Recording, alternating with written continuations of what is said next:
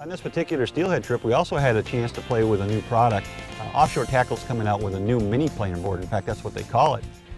It's smaller than the planer boards, inline boards that we've been using for years, and it's designed to pull lighter weight objects. So like say a spoon, like what we were doing, with a small weight in front of it to get it down. Just ideal. This little planer board works very, very well for that.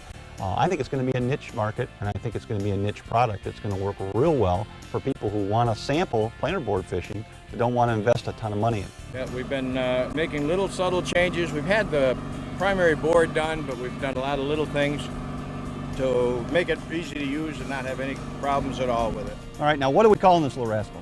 Right now we're going to call it the mini planer board. Down south they'll probably call it a pulling board because they don't troll down south. Oh, you mean the crappie guys? So they call it pulling instead of trolling. Well, we're actually using it here today for steelhead, so I mean this isn't just for small fish. You can use this for any kind of fish. Yeah, we've got snap weights, and we've ran it with deep diving crankbaits, not great big ones, but normal size. And it's been performing extremely well. I'm very impressed with this. Now this one right here, of course, is set out to run on the left-hand side of the boat.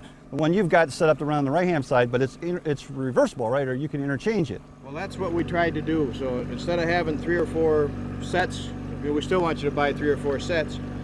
But all you have to do is push this bracket, turn it around,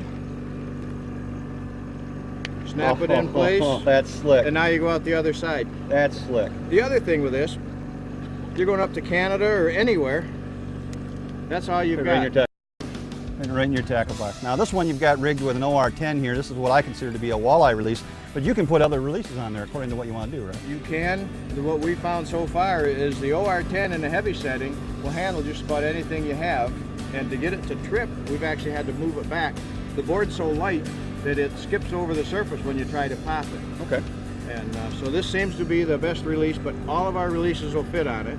And I think the consumer, as always, will finish and tell us what really should be on it. I hear you there. The thing that's unique about Lake Erie is its diversity.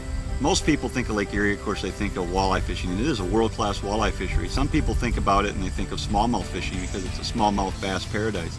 And there's yellow perch that are abundant there as well.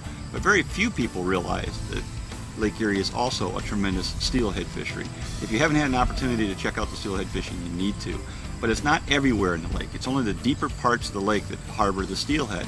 You've got to get into the central basin, the eastern basin.